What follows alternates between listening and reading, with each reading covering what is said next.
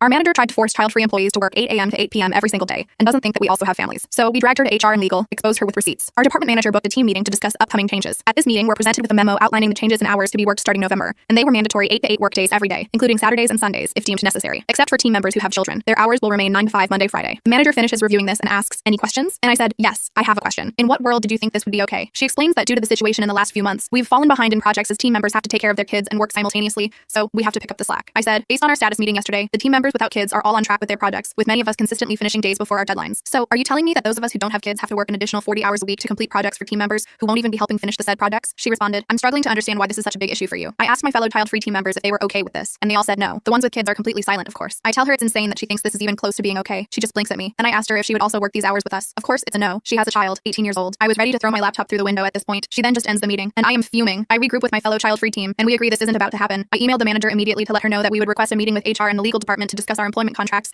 and the hours we're being forced to work simply because we don't have kids. I know damn well that this is fucking insane and against all employment policies within the company. She called me and told me there was no need to go to HR legal and that we could resolve this internally. Beach. No, we can't. You dismissed me and didn't even listen to 12 other team members. You plan to work to death without any sort of additional compensation. She then says, "Well, you're salaried, so there's no need for additional compensation." If only I could choke her through the phone. In the most professional way I could muster, I collected myself and told her that we could discuss this with HR and legal, and that I would end the call. Update. The meeting took place this morning with the manager, head of HR, another HR manager, 2 labor law attorneys, the head of my department, and 13 child-free team members. I started the meeting by explaining why we've gathered here today, and the head of my department was dumbfounded. He had no idea what the manager tried to pull. So I presented the manager's memo and the company's overtime policy, which clearly states that mandatory overtime must be mandatory for all members of the department, hourly and salaried. All members must work an equal number of OT hours, and the head of the DEPT must approve it. If any of these conditions are unmet, management can't impose them and should ask for volunteers to work OT instead. My argument was simple. The manager didn't follow the policy and purposefully targeted the child-free members. Legal asked the head of my department if he approved the memo. The answer was an angry no. Legal asks the manager for her side of the story. Manager says, "Well, I didn't think the policy would apply in this case." Legal stepped in with, "Are you saying that you, the manager responsible for enforcing policies, honestly thought that those same policies don't apply to you?" Head of my department stepped in with, "You were blatantly wrong here. There's no need to try and justify it." Next were some of the child-free members who shared emails between them and her, showing your standard shitty manager behaviors and lack of accountability. She kept repeating, "That's not why we're here today." Then one of the other members asked to speak, and this guy showed up with receipts. He spent the entire night creating an analysis, pie charts and all, to illustrate how many projects were done by the 13 child-free as compared to the 19 parents, how much time was put in by us versus them, how much vacation sick time was approved for us versus them for the last year. His analysis showed that 13 of us did close to 60% of all the work, while 19 of them did 40-ish. This guy wiped the floor with the manager. Her response? "This company promotes work-life balance and wants families to have time to spend with each other. So, normally, employees with kids get time to do just that." I couldn't hold back. I said, "Yes, you're right that the company does that. But you're lacking here is the understanding that family includes other people, not just children. In case you were unaware, all of us have families too." HR interjected, "I believe we have enough information here." The team members were asked to leave the meeting to deliberate, and we were told they'll circle back with us later in the afternoon. Later comes around, we're invited to a meeting. It's all the same people this time, but there is no manager. The head of my department apologized that this had never happened, thanked us for doing the right thing and bringing it to their attention, and told us he would be taking over managerial duties for the time being. Legal added that the memo is null and void, and clarified that we will not be working those insane hours. In case you're wondering, the manager was offline for the rest of the day. We don't know what happened there, but who cares? We won.